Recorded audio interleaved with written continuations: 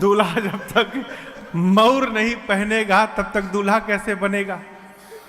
शंकर जी पूछे, ही बताओ ये मौर का होता है हो? बोले कुछ नहीं प्रभु, पतली पतली लड़ियां होती हैं, यहां बस झूलती रहती हैं और यहां उठा रहता है बस। शंकर जी बोले उसके बाद? बोले once in a lifetime, एक बार पहनना है उसको, उसके बाद गंगा जी में स्वाहा। शंकर जी बोले सावधान, एक बार जिसको मैं सिर पे चढ़ा लूंगा उसका कभी स्वाहा होने नहीं दूंगा। इसलिए ऐसा मौर बनाना जिसको छोड़ना ना पड़े। अब गण परेशान, ऐसा मौर कहां से लाया जाए। एक गण बोला रुको मैं उपाय करता हूं। गया एक जगह, 300-400 सांप नाच रहे थे। कितने सांप? 300-400। गण जाके बोला सुनो, तुम में से जो 10 mm से छोटे पतले वाले हो बाहर निकलो। जितने पतले पतले सांप हो सब बाहर निकलो। 30-35 सांप निकले, उनमें से बढ़िया बढ़िया सांप छांट के 25 सांप को अलग किया, सबके सिर को ऊपर उठा के बांधा और ला के बाबा के जटाओं में ऊपर से पहना दिए। सभी सर्पों के पूंछ बाबा के चेहरे के सामने झूलने लगे और सर्पों ने ऊपर फन फैला दिया। गण नाचने लगे, बोले दुनिया का कौन सा दूल्हा ऐसा मौर पहना होगा आज तक। शंकर भगवान बोले एकदम सही पहनाए हो। सांप काल है, जो काल को भी सिर पे आभूषण बना के धारण कर सकता है, वही कालों का काल महाकाल है। ये मेरा परिचय है। अब श्रृंगार शुरू हुआ। यहां क्या पहनते हैं? हाँ, कुंडल। कुंडल सोना का नहीं, सांप का। सांप का कंगन, सांप का बाजूबंद। लेकिन यहां दर्शन करिए, ऐसा नहीं कि जो सांप मिला वही लपेट दिए। शिव पुराण में नाम लिखा हुआ है, कंबल और अश्वतर नाम के सर्प से कुंडल बना। क्यों? दोनों का रंग बिल्कुल एक जैसा। गणों ने मैचिंग का पूरा ध्यान रखा है। ऐसा नहीं कि इधर हरा लगा दे इधर पीला लगा देना। दाहिने कान में कंबल, बाएं कान में अश्वतर लेके लपेट दिए। उसके बाद यहां झूलता भी है ना, एक एक बिच्छू लटका दिए उस पर। फिर यहां पर करकोटक और कुल्की नाम के सांप से कंगन बना। करकोटक नाम का सांप दाहिने कलाई पर, कुल्की नाम का सांप बाएं कलाई पर। शंख और पद्म नाम के सर्प से बाजू बंद बना बाबा का। वासुकी सर्प को यज्ञोपवीत बना के वक्षस्थल पर सीने पे लपेट दिए। बोले दूल्हा का जनेऊ है ये, वासुकी सर्प का। सिर से पांव तक सर्पे सर्प हो गया बाबा के। एक गण ने कहा देखो गहना तो पहन लिए, फेशियल नहीं हो पाया, कम से कम पाउडरे लग जाए। अब कैलाश में पाउडर कहां से मिले हो। एक गण गया श्मशान से चिता के भस्म को लेकर आया और सिर से पांव तक बाबा के शरीर पर भस्म का लेपन कर दिए। सब भस्म देखें आप लोग, भस्म का रंग कैसा होता है? हाँ, बाबा पहले से गोरे हैं। कितने गोरे हैं? कर्पूर गौरम करुणावतारम संसार सारम भुजगेंद्रहारम। कपूर जितना गोरा होता है उतने गोरे बाबा हैं। कर्पूर गौरम, करुणा के अवतार हैं, संसार के सार हैं। और भुजगेंद्र जिनके हार हैं, भुजगेंद्र यानी सांप जिसके गले में हार है। सदा बसंतम हृदया, जिनके हृदय में सर्वदा राम जी बसते हैं, उन शंकर जी को भवम, पार्वती जी के साथ भवानी सहितम नमामि। बाबा का रंग गोरा है। गण भभूत लाकर भस्म और पोत दिए और विकराल चेहरा हो गया। अब सोचिए भस्म लगे चेहरे पर बाबा जब 3 आंख खोले होंगे, आए है कितना सुंदर लगा होगा।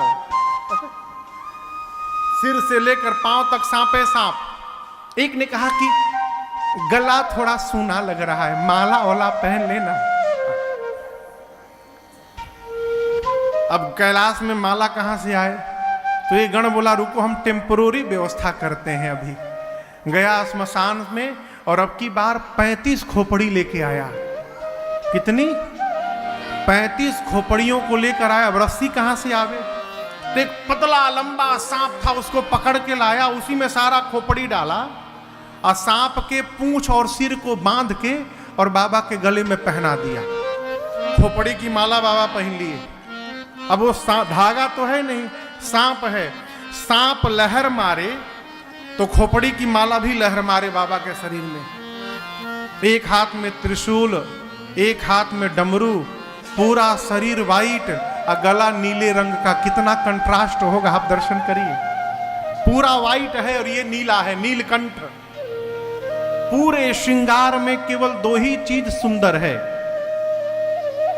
आप जानते हो क्या है? 2 शशि ललाट, सुंदर सिर गंगा,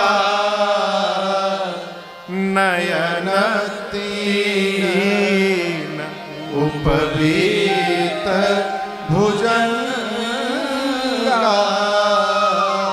एक चंद्रमा जी और एक गंगा जी को छोड़कर बाबा ने जितना श्रृंगार धारण किया है, रघुनाथ जी मालिक है हो। शंकर भगवान खड़े भये तो गणों ने देखा कि बाबा तो कुछ पहने ही नहीं है। एक गण ने कहा प्रभु आप कुछ पहने नहीं हैं। शंकर जी बोले कभी नहीं पहनता हूं। गणों ने कहा प्रभु दूसरे के नगर में जाना है। तो गणों ने कहा प्रभु दूसरे के नगर में ऐसे जाना थोड़ा ठीक नहीं है, आज पहन लेते तो। बाबा बोले क्या पहनाओगे, कपड़ा नहीं है। गणों ने कहा आप जिस पर बैठते हैं उसी को लपेट देते हैं। गणों ने बाघंबर उठाया और कमर में लपेटा, लेकिन बाघंबर में कोई बटन तो है नहीं, जैसे लपेटा गिर गया। 3-4 बार लपेटा गिर गया। एक गण बोला रुको मैं कुछ उपाय करता हूं। गया, एक पतला सांप नाच रहा था, खूब नाच रहा था कि बाबा के बारात में चलना है, आज इतना स्टेप दिखाऊंगा मैं। पहले से रिहर्सल में था वो सांप। तक बाबा बांध दिया, एक हाथ में त्रिशूल, एक हाथ में डमरू, गले में खोपड़ी की माला और सिर से पांव तक जहां देखो सांपे सांप शरीर पर घूम रहे हैं। बाबा देखे ऊपर से नीचे, इतने गदगद हो गए कि मेरे बच्चों ने इतना सुंदर श्रृंगार किया मेरा। अरे कर त्रिशूला अरुटा मारू विराजा, कर त्रिशूला अरुटा मारू विराजा, चले बस चली बाजनी बाजा, चले बस चली बाजनी बाजा। बोलो बम बम बम, बोलो बम बम बम, बोलो बम बम बम, बोलो बम बम बम, बोलो बम बम बम, बोलो बम बम बम, बोलो बम बम बम, बोलो बम बम बम। हर बम बम बम, हर बम बम बम, हर बम बम बम, हर बम बम बम, हर बम बम बम, हर बम बम बम, हर बम बम बम, हर बम बम बम। ओम नमः शिवाय, ओम नमः शिवाय, ओम नमः शिवाय, ओम नमः शिवाय, ओम नमः शिवाय, ओम नमः शिवाय, ओम नमः शिवाय, ओम नमः शिवाय, ओम नमः शिवाय, ओम नमः शिवाय, ओम नमः शिवाय। ऐ बाबा आनंद में आ गए, गण नाचने लगे। इतने में बाबा की सवारी नंदी आ गए। नंदी समझते हैं ना? नंदी मने हाँ, बसहा बैल, ये नंदी है बाबा की सवारी। आजकल का दूल्हा घोड़ी पर जाता है। आपको एक बात बताऊं, एक जगह मैं विवाह में गया था, वहां घोड़ी के नाम पर खच्चर आया हुआ था। हाँ, उसी खच्चरवा को खूब बढ़िया सजा उजा के चांदनी उड़ा दिया गया था और दूल्हा उसी के ऊपर बैठा है। बाबा नंदी पर बैठे। क्यों? सनातन संस्कृति में नंदी को धर्म का